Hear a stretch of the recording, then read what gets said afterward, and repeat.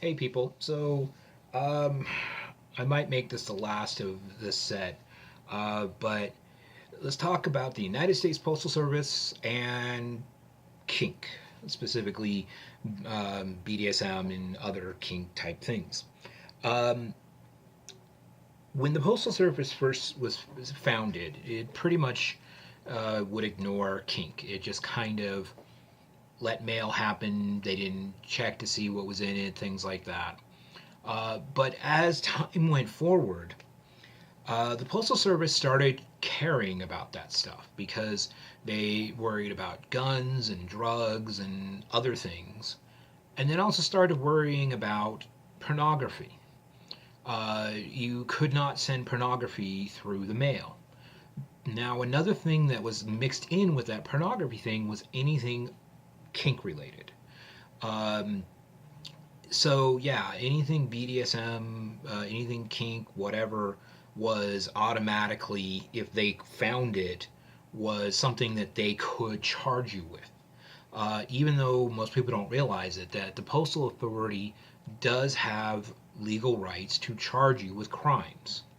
So for the longest time, people, when they communicated via mail, would be very secretive. They would be using code words and they would not say specific things because they knew they could get in trouble.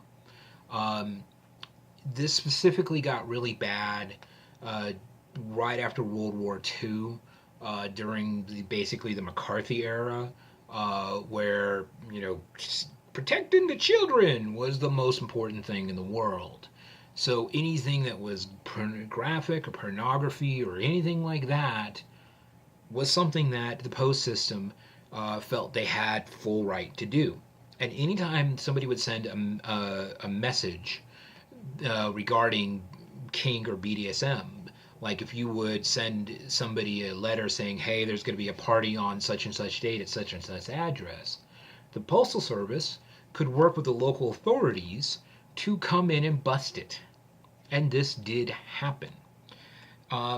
More recently, they've kind of strayed away from that. You could send pornography by mail um, without any issue. And a lot of this has to go back to porn because there was cases that went all the way to the Supreme Court where the Supreme Court found that pornography is part of the First Amendment, freedom of expression. So beyond things like child porn and things, child porn, bestiality, anything that's truly illegal, as long as it's being done by two consenting adults, the post office really doesn't care. Keep in mind that people are sending BDSM equipment by mail all the time. All of that stuff right there. Um, my big flogger.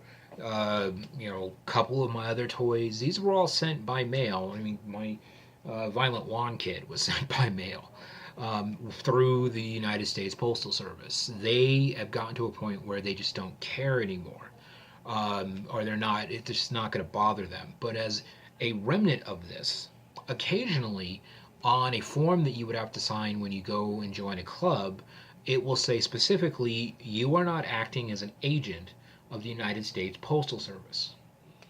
This is just a little bit of back history of why that's there. When I first saw that, when the very first club that I joined was the Laird Assad in Los Angeles, California, and it was actually on that form. So yeah, it took me a while to get all the history behind that, but still pretty amazing. So that's just a little brief history of the United States Postal Service and kink.